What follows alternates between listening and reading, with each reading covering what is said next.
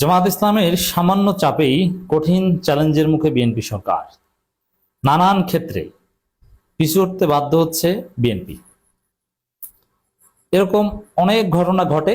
আমরা প্রত্যেকটা ঘটনা আলাদাভাবে জাতিকে জানাই। যে বিরোধী দল হিসাবে জামাতের সফলতা আপনাদের চোখে পড়ে না, দুর্বলতা আছে, দুর্বলতার কথা আমরা বলবো, বাট সফলতার কথাও জানা দরকার। বিএনপিকে যে ঘাট ধরে লাইনে আনে জামাত বারবার, এটা তো আপনার দেখেন না। দেখেন কত কিছু করেছে। এই যে শিক্ষা প্রতিষ্ঠানের সভাপতি হতে, বেসরকারি শিক্ষা প্রতিষ্ঠানের সভাপতি হতে শিক্ষাগত যোগ্যতা লাগবে না, শিক্ষামন্ত্রীর সিদ্ধান্ত। অশিক্ষিত এমপিদের চাপে, অশিক্ষিত বিএনপি নেতাদের চাপেই সিদ্ধান্ত নিয়েছিল। জামাত যেই এটা নিয়ে প্রতিবাদ করেছে, বিরোধী দল জনগণ, বিএনপি এখন বলছে না শিক্ষাগত যোগ্যতা লাগবে, শিথিল করা যাবে না, বরং আরো বেশি লাগবে।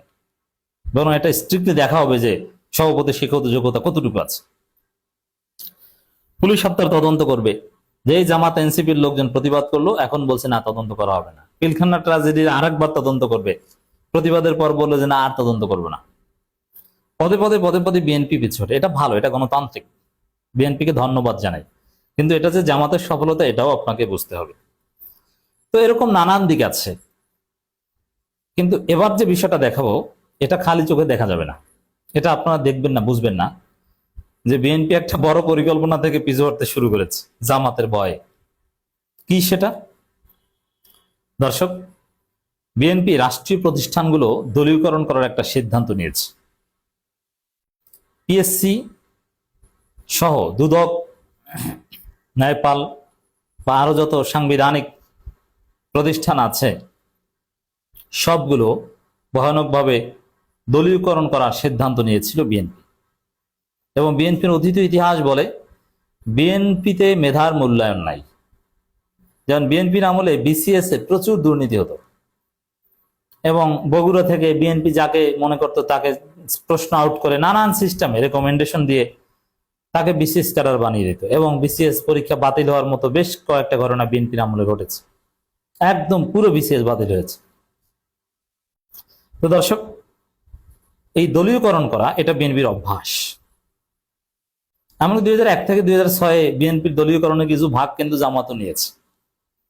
কিন্তু এখন তথ্য প্রযুক্তির এই যুগ, আর এখন রিয়েলিটিটা হচ্ছে এটা যে এই চাকরিতে দলীয়করণ, চাকরিতে বৈষম্য রোধের দাবিতেই কিন্তু জুলাই আন্দোলন শুরু হয়েছিল, যে আন্দোলন এক পর্যায়ে সরকার পতন আন্দোলনের রূপ নেয় এবং একটা বিপ্লব বা অভ্যুত্থান হয়। অতএব এই পরিস্থিতিতে যে সরকার ক্ষমতা আসে, তারা যদি সেই পুরোনো দিনের মতো চাকরিতে বৈষম্য রাখে, নিয়োগে অনিয়ম করে, ক্ষমতা তরুণ প্রজন্ম পিছন থেকে ঢুকিয়ে দিবে। তো বিএনপির অলরেডি বিএনপি কিছু জায়গায় টের পেয়েছে। যেমন এই যে চিফ প্রসিকিউটর অ্যাডভোকেট তাজুল ইসলামকে সরিয়েছে, যেটা তাজুল ইসলাম স্বাভাবিকভাবে নিয়েছেন, কিন্তু জনগণ এটা নেগেটিভলি নিয়েছে। এর একটা চাপের একটা প্রভাব বিএনপির উপর পড়েছে। আরো বিভিন্ন জায়গায়, বিভিন্ন প্রতিষ্ঠানে বিএনপি যেরকম নিয়োগ দেওয়ার চেষ্টা করছে, এটা মানুষ ভালোভাবে দেখেনি, এবং শুরুতেই বলা শুরু করছে বিএনপি সরকার তো দলীয়করণ করে দেশটাকে ধ্বংস করবে। বিশেষ করে সাংবিধানিক প্রতিষ্ঠানগুলোতে যদি নিরপেক্ষতা না থাকে, তাহলে তো দেশ ধ্বংস হওয়ার জন্য উঠে যথেষ্ট।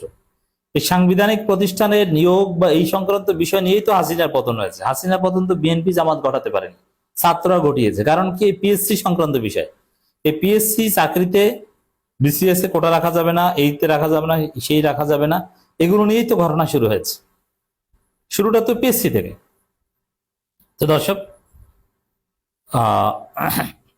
এই জায়গায় জামাত এনসিপি তারা অলরেডি বিএনপিকে জানিয়েছে এই চাকরিতে বৈষম্য, রাষ্ট্রীয় প্রতিষ্ঠানগুলো দলীয়করণ করবেন, নিয়োগে স্বচ্ছতা থাকবে না, এটা করবেন, তোলপাড় সৃষ্টি করে দেব। তরুণ প্রজন্ম এক বিন্দু পরিমাণ ছাড় দেবে না, এই মেসেজ বিএনপিকে দিয়ে দিয়েছে। তার ফলে বিএনপি সিদ্ধান্ত নিয়েছে না না না না, তাহলে বাবা ক্ষমতা এসেছি, হাসিনার ক্ষমতা যেরকম মুহূর্তের মধ্যে তাসের ঘরের মতো ভেঙে চুরে গেছে ওই এক চাকরির নিয়োগ টিয়োগের ইস্যুকে কেন্দ্র করে, তা এখন এই ছোট্ট একটা কোন ইস্যুকে কেন্দ্র করে তারেক রহমানের ক্ষমতাও কিনা তাসের ঘরের মতো চলে যায়। ভয় পেয়েছে, ভয় পেয়ে বিএনপি এখন বলছে যে মেধাকে প্রাধান্য দিতে হবে, তদবিরকে প্রশ্রয় দেওয়া হবে না। এই যে তদবির বাণিজ্য, তদবির করে নিয়োগ, মেধার মূল্যায়ন নাই, এবং বিএনপি ক্ষমতা এসেছে এখন মেধাহীন রাষ্ট্রে পরিণত হবে, শিবিরের ছেলেরা যে যোগ্যতা থাকলেও চাকরি হবে না, ছাত্র দলের ছেলেদের যোগ্যতা না থাকলেও চাকরি হবে। চাকরি পেতে হলে বিএনপি করতে হবে, বিএনপি পরিবার না হলে চাকরি হবে না। এই সব ধান্দাবাজি চলবে না। তরুণ প্রজন্ম মুহূর্তের মধ্যে রাজপথে নেমে আসবে। সাপোজ বিসিএস এর চূড়ান্ত রেজাল্টের পর বিএনপি সরকার আমলে সাপোজ বিসিএস হয়ে গেল, শিবিরের একটা ছেলের বিসিএস হলো, একদম ফাইনাল রেজাল্টও বিসিএস ক্যাডার, পুলিশ ব্যাডমিন। এখন পুলিশ ভেরিফিকেশন আছে, পুলিশ ভেরিফিকেশনে বাদ দিয়ে দিল, গেজেটে নাম আসতো না। যুক্তি কি? যুক্তি হচ্ছে তো জামাত ফ্যামিলির, অথচ তার বিরুদ্ধে কোনো মামলা নাই, কোনো ফৌজদারি মামলা বা এরকম কোনো অভিযোগ নাই, জাস্ট জামাত ফ্যামিলি এই অভিযোগে বাদ দিল। যেটা আওয়ামী লীগের আমলে অনেক ক্ষেত্রে ঘটতো, সব ক্ষেত্রে যে ঘটতো তা না।